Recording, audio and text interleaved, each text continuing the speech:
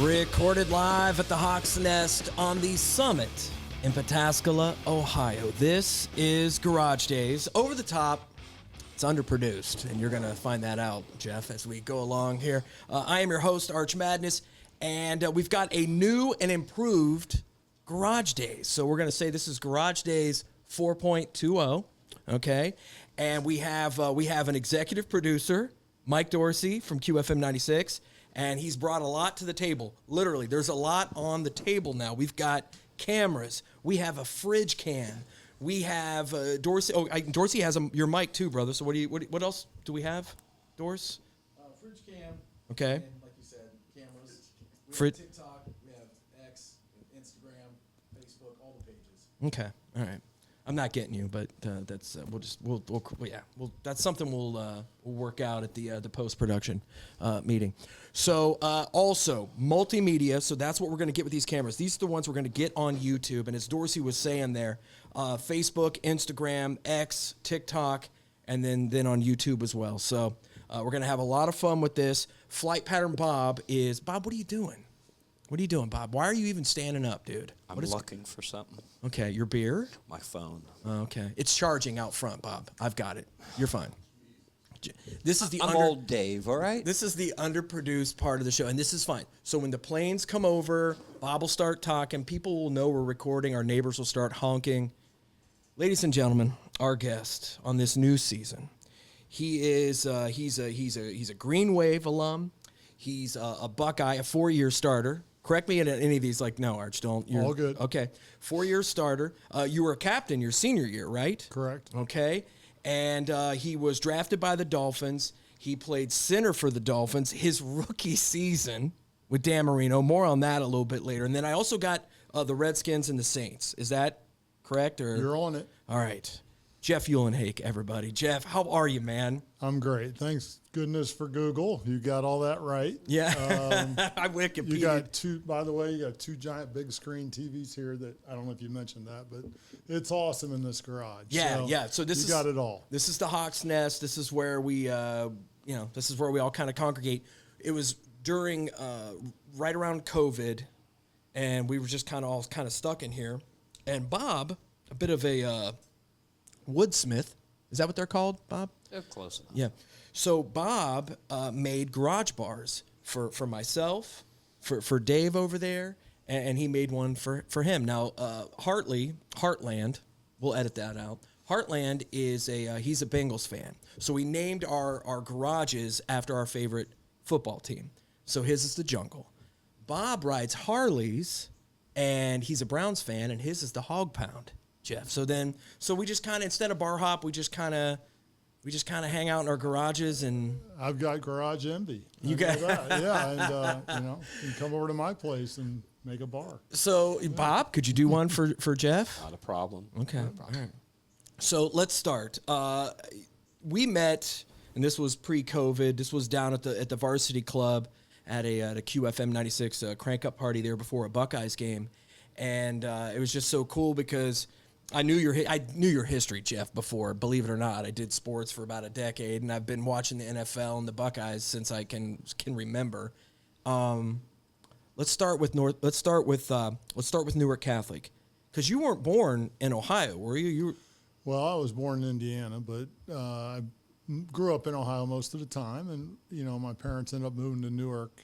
I grew up in Columbus up through 8th grade, and then they moved over and. Hey, Newark Catholic. I think they just won a state title a couple years before that. I was like, I'm good. I don't know about my brother and sister, but I was like, let's go. And great times there, obviously. Played in 4 state finals. We won 1. And then after us, then they won 4 straight right after I left, which was J.D. Graham's mecca of time there. Yeah. And, he's in the Ohio High School Hall of Fame. And I'm grateful to play for JD, and I had a great line coach named Wes Poth. It was a unique time in Newark Catholic football history. They've been decent at times since and have packed on a couple more state titles, but to have that dominance for that 8 to 10 year period was just so exceptional. What's it like to win a?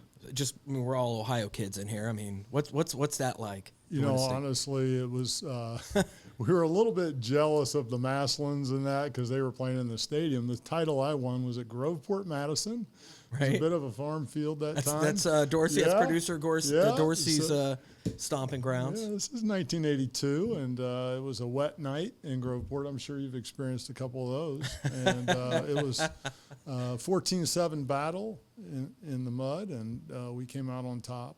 But it was just exciting to win a title because I don't have a national title like some of these, but I do as a coach. But as a player, I don't have it. I don't have a Super Bowl and I don't have a national title. I have a state championship, Newark Catholic, and I'm grateful for it. That's awesome, man. Yep. So, what was the deal as far as?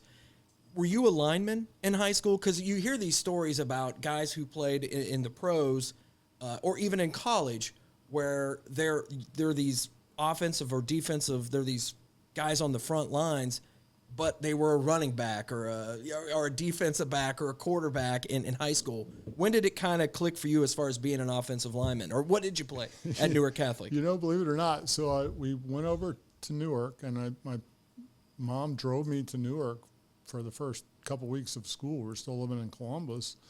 And because of that, I was really just playing defense as a freshman, on the freshman team. And, I had a pretty good arm. And next thing you know, I did play a couple games at quarterback. And that's something. We were down in the games throwing the ball. I'd like to tell you a story that, I threw a 70-yard TD to win the game. But Your we Uncle Rico'd I don't think we won any of those games. But right. I played a little bit of quarterback. When did you know you were going to be a Buckeye?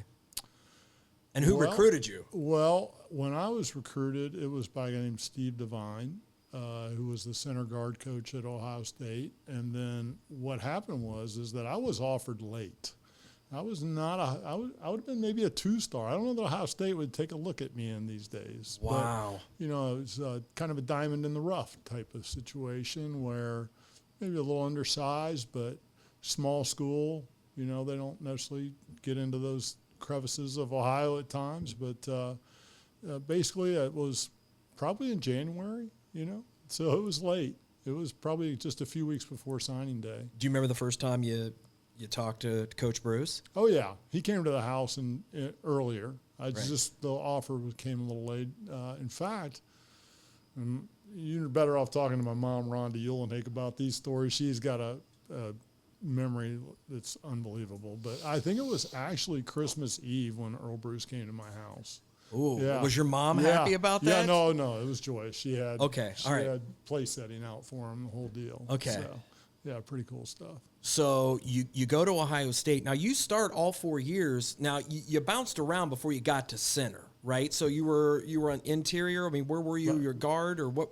Kind of tell us the history there. 2 years at left guard. So I was redshirted, and I was actually a defensive lineman. I kind of played both ways. In fact, when we played in the North-South game, I was undersized, but I was playing defensive lineman and offensive lineman. Only one of 3 guys that started in the North-South.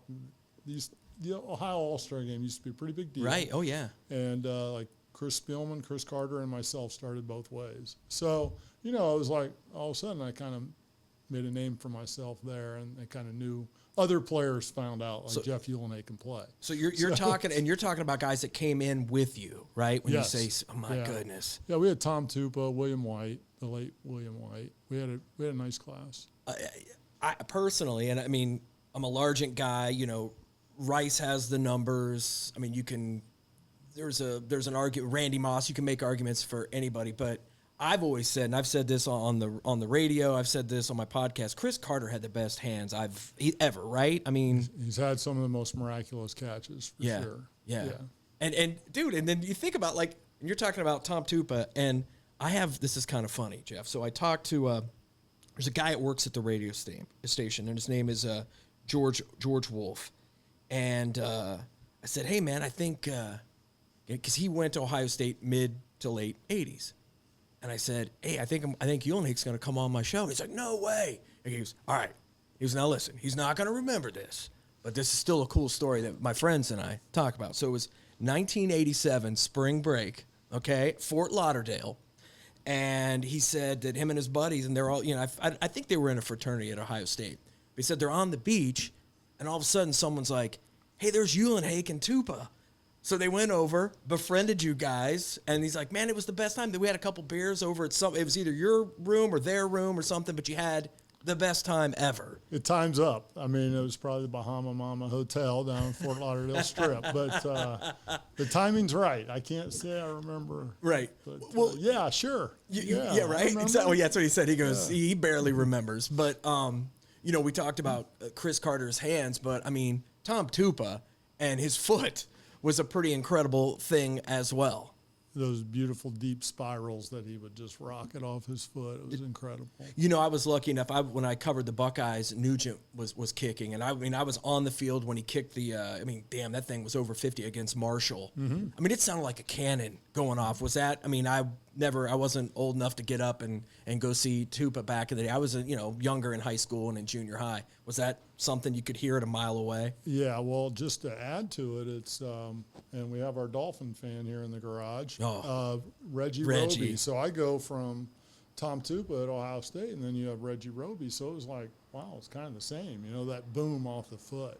Two great, awesome punch. All right, you ready? This is your first. This is your first plane. Here it comes, oh yeah, it's fly pattern bound. Where's that plane out of, Bob? It's out of Chicago. It is out of Chicago. Bob got his phone. It's a regional. There's only 70 souls. 70 souls. How many hot chicks are on that plane? There are 0 hot chicks. Yeah, sorry. On there, Jeff Uhlenhake. So it's a whole new app. It took a while to get that feature on the app, but we do ask him how many hot chicks are on the app. So out of Chicago, though, that doesn't speak well for Chicago. No, that's correct. No. Oh, the ones out of Philly, it's brutal, Jeff. It's brutal. What kind of coach was Earl Bruce?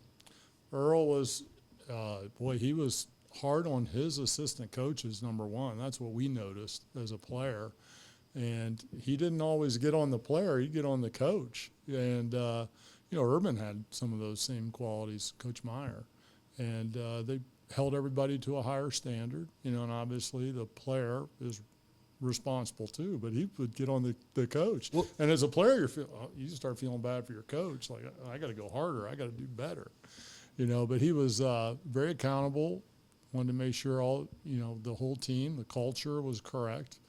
Everybody was for winning. No, there was no selfish nature to any player on the team. It was about your team, and it was about offense, defense, and special teams. It wasn't, a high-powered offense or the defense, putting all your standouts on defense. It was about playing football as a team. Pete Carroll tells a great story almost like that when he was coaching at Ohio State, and Earl just started laying into this new guy, and he's like, "Who's Nick Saban?" He's like basically saying, "Who is Nick Saban?" And he said that Mason was like kind of saving him, saying, he's the new guy, he's the defensive backs coach, and blah, blah, blah. And then you think about that now, it's like, oh my God, the coaches. We always talk about the players, but you think about some of the coaches that came through there, and just the names in that 30 seconds. Yeah, it might have been Saban or Dom Capers. I think that he let go. It was after a tough defensive stand there. I think it was a year or two before I got to Ohio State, where some well-named coaches got let go by Earl. So let's talk about that game. Let's talk about the Michigan game. Earl gets let go. The headbands. Did you wear a headband? I did. Okay. I did. A little story to it. Talk about that. Just give us that whole story leading up to that game against Michigan in Ann Arbor, and your coach is hold that thought. Think about that, because we've got to figure out what this. Here it comes, oh yeah, it's fly pattern bound. Jeez, Bob, that one's low. That one's a little low. Oh, Charlotte. Oh, it's out of Charlotte. Here we go, Jeff. 129 souls. 129. Hot chick. One. One. Hold on. There's probably a MILF. Get ready. They're talking about a MILF. He's told me about a MILF. There is a MILF on there. Nice body. Ugly. Jeez, so Jeff. That makes her a two-bagger. Okay. Jeez, Bob. Now, Bob. Well, in case that one breaks. Okay. Jeff, sorry you walked in on this, but it's kind of what we do here. It's hear ya. underproduced. It's over the top. Maybe Yeah. you won't let my daughter listen to the show. Yeah, you will skip that. We'll see. She's 8th grade. Yeah, let's not. She doesn't need to be Yeah. listening to this. So let's talk about that week leading up. You guys find out about this, and it was just, boy, I remember that. It was the worst of times. It was the best of times. Talk about that, how it was from being a player. Well, you just know, like, when it happened, you're most likely going to lose your position coach. You lost your head coach. You're going to lose your position. Everything's going to change at Ohio State. So you know that's coming. But that particular week, you still have to play the game. And so you have a coach who that's all he's concerned about. Even though he's losing his job, he's concerned about beating the team up north. He doesn't care anything else. He wants the players to succeed and win that game. And that's the great story about Earl Bruce, because his record is a winning record Yeah, against it the is. team up north, against some excellent teams. And so it was emotional. As you know, right away we're like, what the hell can we do? This is, march down to the president's office, Right. do this and that. So the actual headband idea is mine. So, but Okay. how it happened, Okay. it's right in the McMahon era, and he wore Roselle. So I'm like, screw this, we're doing it, and we're going to put Jennings on who was the president. We're going to put Jennings on it. Yeah, kind of a fight the power kind of And deal. so Stasiak was a little more organized than me, Joe, and the secretary Julie. Gosh darn, I can't remember her last name. Anyways, Julie, who's Earl's secretary, she's like, okay, we'll handle it. We're just going to do it more positively, and Gotcha. we'll put Earl on there. Great idea, and definitely more positive. Let's support our coach. And Spielman got kind of did he get credit for that, or? No, Stasiak did get credit for it. Okay. He's got it written in a book somewhere. I Okay. don't know. So, Wow. But in the end, it was about supporting your coach. It was very emotional before the game. He was emotional as all bet. can get out. I You bet. can see I'm kind of emotional right now thinking back on it. But just when he passed this past year, I can find it on my phone, the picture. I found my mom gave me the headband. She had it put away somewhere, and I wore it out in the weight room. That's back when I was still working at Ohio State. But, yes, it was just an incredible week in terms of how hard it was and the ups and downs of it, but then winning the game, put her on your shoulders and carry them off in victory.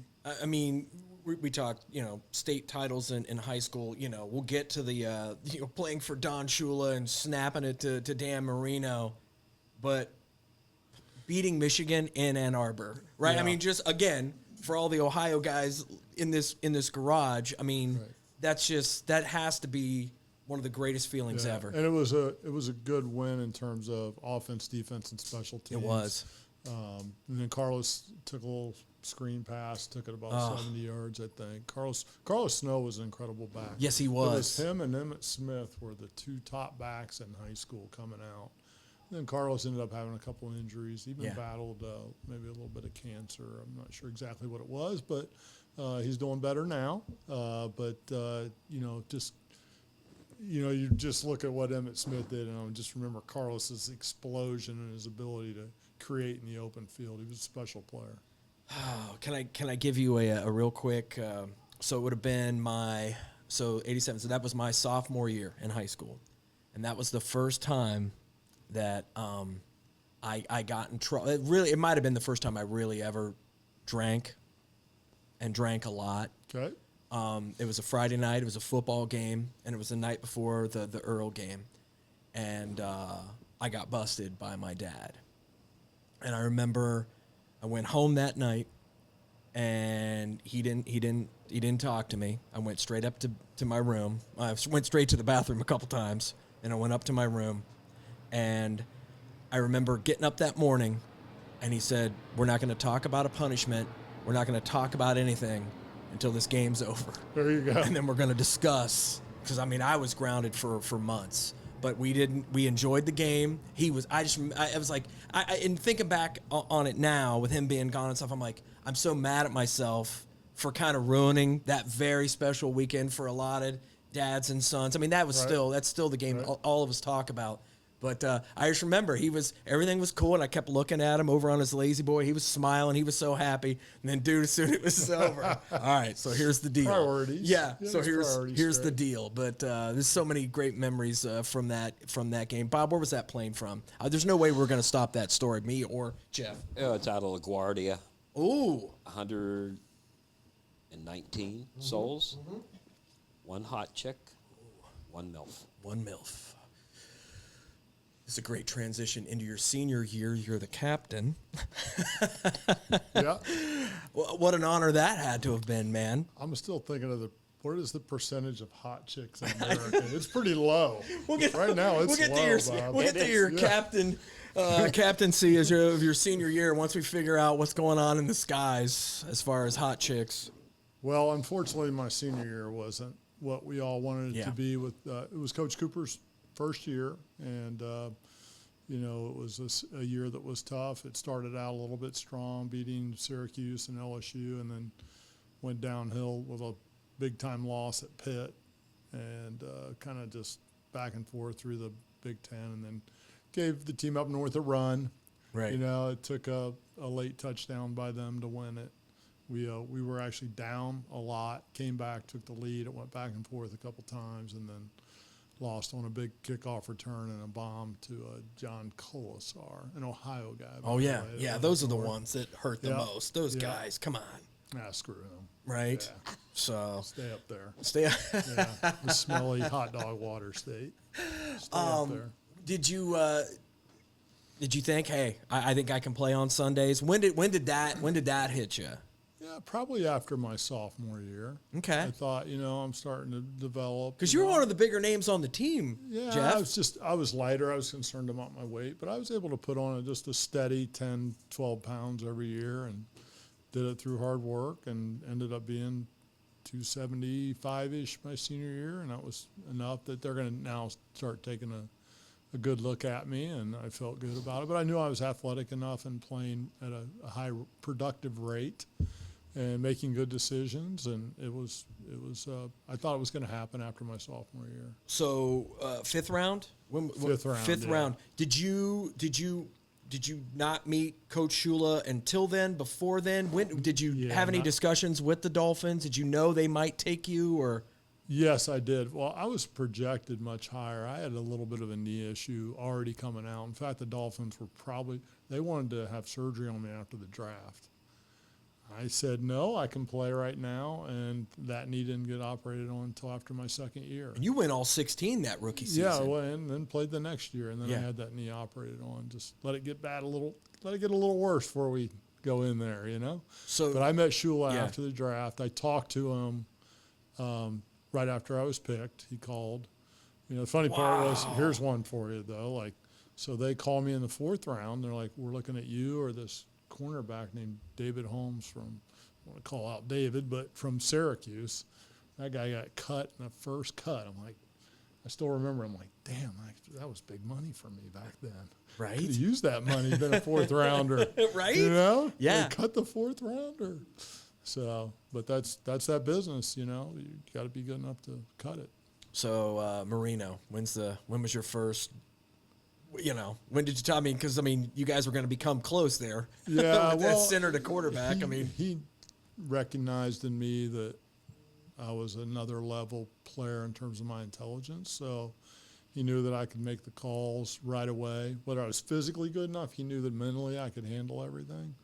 And that makes a big difference. So you want to, you're walking into a different style offense, an NFL style offense, but you can grasp it quickly and put the line in the right situation and protect him. And, he likes that a lot. He throws the ball a lot.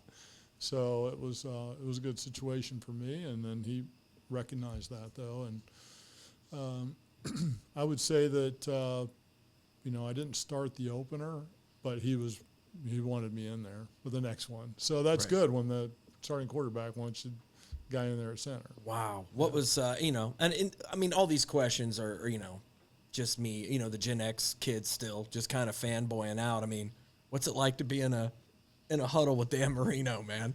Well, I think I look back at it now, or like my kids, Dad, you played with Dan Marino. Yeah, Well, when I was in it, I was like, You were there. I You was were there. you I was belonged just there, like, right? I belong, yeah. And it was, you know, I'd be in awe watching him throw, but I wasn't in awe in the huddle. I was in awe watching the dude throw the ball that did things that were incredible. I'd still remember it was maybe our first or second preseason game. We were down on the goal line. He turned to fake a ball, you know, so you're showing isolation, and he had his back turned to the line of scrimmage, but it's a throw to the flat. He turned back, and there's a guy 2 yards from him, and he throws it and gets it off to a touchdown. You know, I'm just like, wow, who does that? Who does You know that? what I mean? Like, it was just, his release was unbelievable, and it was so accurate to do that. You talked about, you know, just kind of being a cerebral and how you have to be cerebral as a center. I think, you know, you think of Kelsey, who just recently retired. You see those centers who get up there and they're really calling out the defensive formation. You know what I mean? They're the ones that are kind of letting everybody know first before anything is done, right? You do it kind of in combination with the quarterback, and then sometimes, like, I've even called the count before. I did a little bit with I didn't do it with the Dolphins, but I did it with the Saints and the Redskins, where you'd call the count. Yeah. So the line can hear you a little bit better than the quarterback, you know, in a loud opposing stadium. So there can be a lot going on. You do it in combination with the quarterback, because a lot of you hear them talk about hot routes, that type of thing. A lot of it's based off that. Sometimes if the quarterback wants it to be a certain, you're working off that guy, then other people are hot. If that person comes and one more blitzes, okay, we've got to break it off.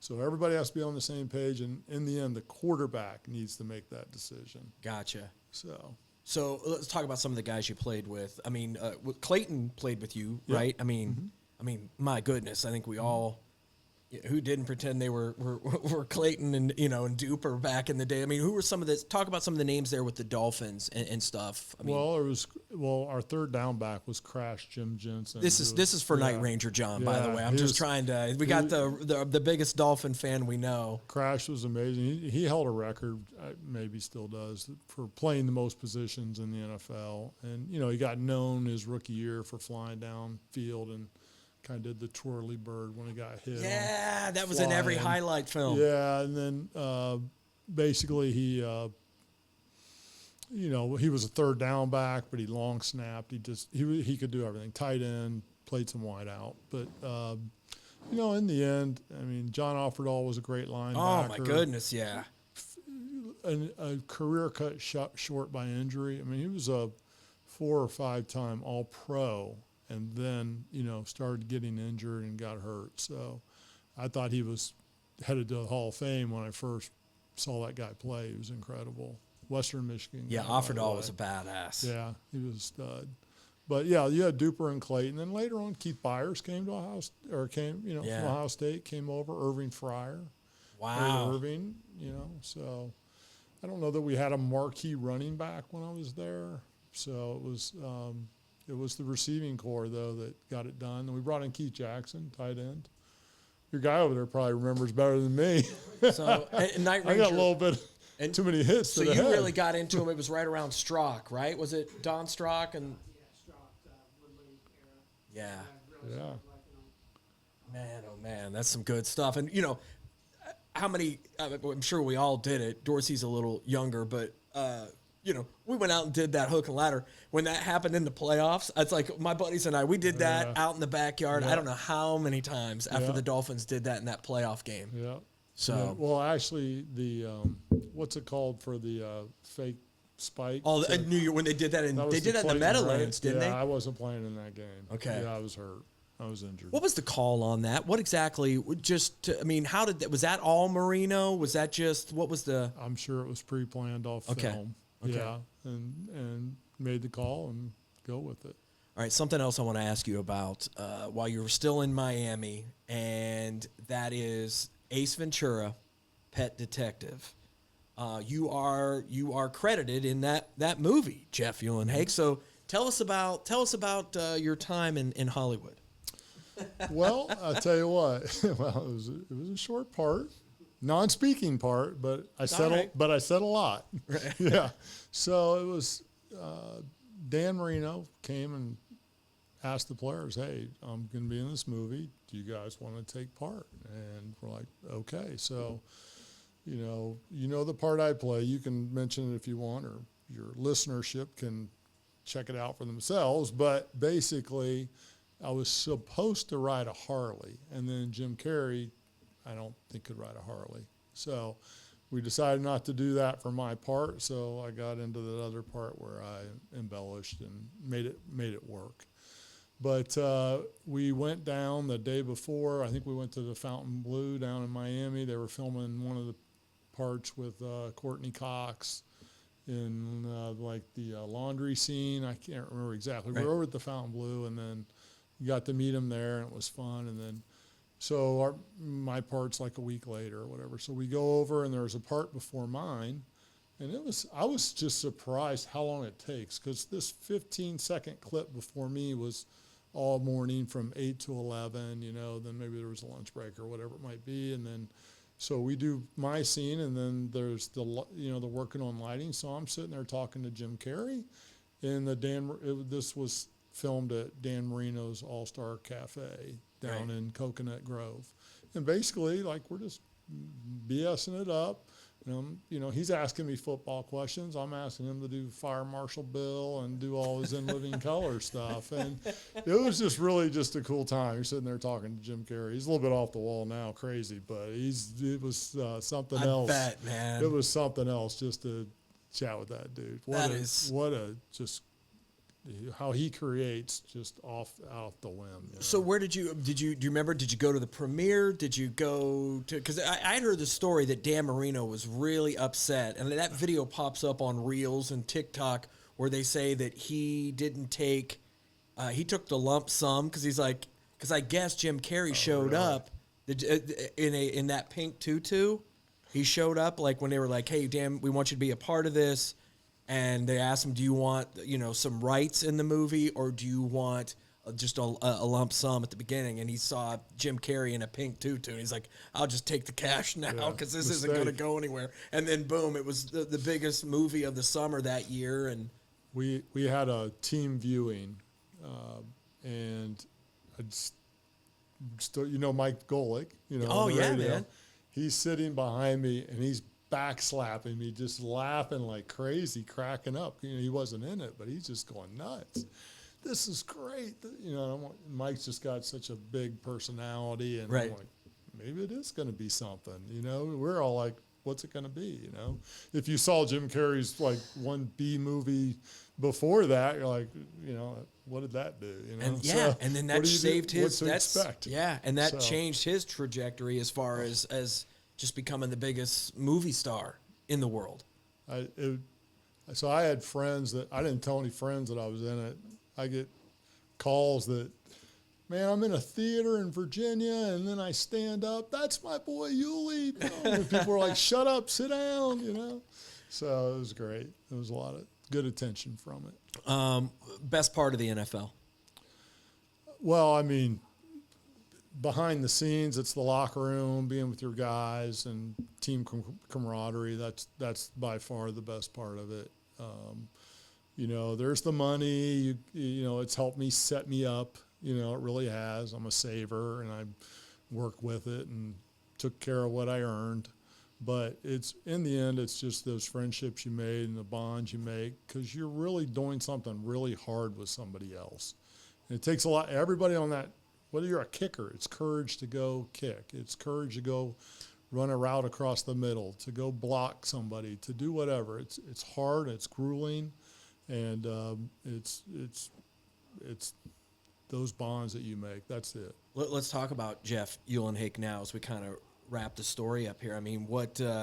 So you got a family, the boys, the girl, they all play sports, and I mean, what in your coaching? I mean, kind of talk about what you're into now, man.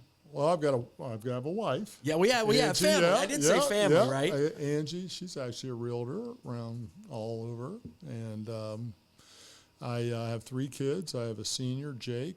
Ben is a sophomore, and Allie is an 8th grader, and my boys go to Watterson. Senior and sophomore. They're really good, pretty good athletes, football, baseball players, and then I have a daughter who's a travel volleyball. We go all over for travel volleyball. Oh, man. That volleyball, that's Yep. some serious stuff, So, man. She's not a bad little player. She's a libero, back row specialist that does pretty good. The funny part is I was a lineman, and, my wife was a point guard at Ohio Dominican, or off guard. And I have skilled guys. So my oldest is a wideout DB, and my sophomore is a starting middle linebacker and running back.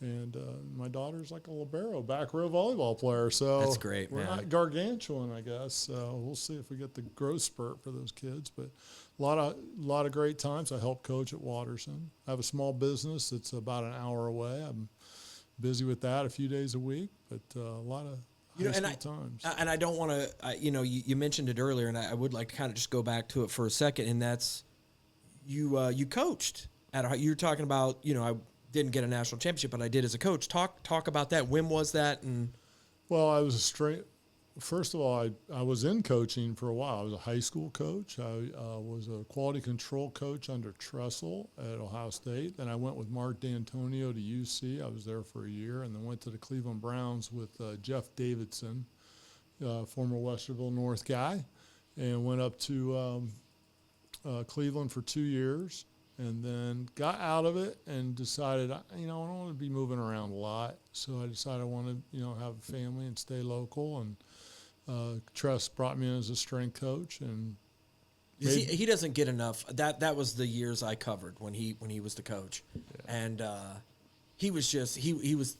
I think he could still be there. I mean, he could have been our like the cat at Iowa. I think he could have been our guy. I miss Tressel. I miss Tressel a ton. His people skills and his service to those around him is just extraordinary. And I mean, look what he did at Youngstown State. Right. As president of the university. I mean, he's a remarkable guy. And he was so cool in the way that he diffused anything. Like, he was just a regular guy. When he talked to, we would do the media lunch, and he would come over. And I remember it was always Mark the Shark and myself, and we'd sit there. And Coach would come over, and I'd always have my I couldn't do that under Urban, but I had my Marietta College hat on, which was blue with white, and he Coach called me Marietta. Just Coach Tress. He was just like, he's like, hey, Marietta, blah blah. We'd talk about because of Baldwin Wallace and that whole OAC connection, and he would just talk about all the people that he knew at Marietta College. He totally just made you feel like you were just He wasn't the head coach at Ohio State. That's what he does. He makes those around him feel great. He's just perfect at that. Well, Jeff, man, it's great to finally get you out here. Good luck on all the seasons this year. My boys are just playing baseball, so you can win all those football championships you guys want to, and volleyball. And I can't wait to tell my wife, because she played volleyball in college and stuff, and coached a little there in high school. So I know that she's still passionate about it. That's a whole other level of, dude, that's intense. I mean, I used to go before we had kids, and she would do that travel. So, I mean, my goodness, man. It is. Right now we're kind of zeroing in. We got a couple more games outside the CCL, but Hartley, DeSales, and then St. Chuck's down the road. But, we've got a lot of zeros in on Watterson football. We got beaten in the state final, but we made a state final last year, and we're hoping our team can keep getting better. We start a lot of young kids, but it's a really fun time for us right now, for my wife and I. Awesome, man. You know what I mean? So yeah, it's dude, a good for time. sure.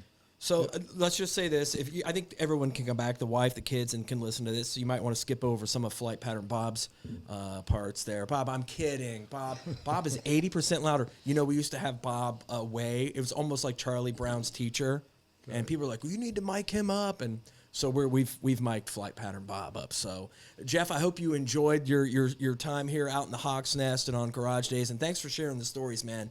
That's good stuff, bro. It's an honor to have you out here. Hawk's Nest is really comfortable. If it were just a little shorter drive, I'd probably show up on a few more Monday nights. Yeah, you come out here. Tuesday nights. We'll have to watch maybe a Dolphins and Seahawks play this year. Wow. So I'm just throwing that out there. Yeah. And we were talking about watching that. So I'll keep you in mind, brother. The fridge is stocked and 2 big screens. It's pretty good. Pretty good living out here. Jeff Uhlenhake, thank you so much, man. Appreciate your time. Thanks for coming out here. I do appreciate it. Thanks for having me. Until the next episode of Garage Days, stay frosty.